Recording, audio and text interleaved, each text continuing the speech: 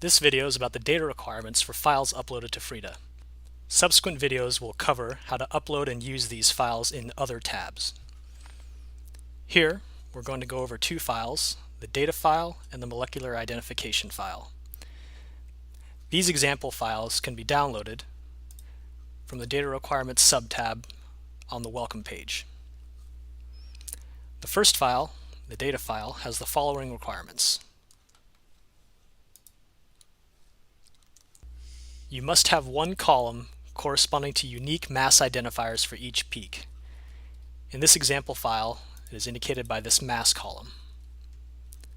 The rest of your columns must correspond to sample identifiers in your data.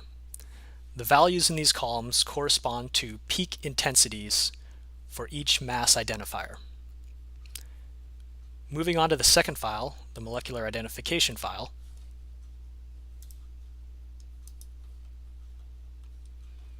we see that it has the same column corresponding to unique mass IDs. Again, this column is required. Two other required columns are carbon and hydrogen counts.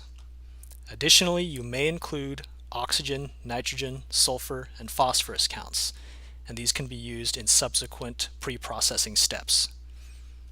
There's an optional column which identifies the presence of isotopic peaks, and any other columns containing metadata corresponding to unique mass identifiers. In the video covering the Upload tab, we'll see how to get these files into FREDA and start using them in our analysis.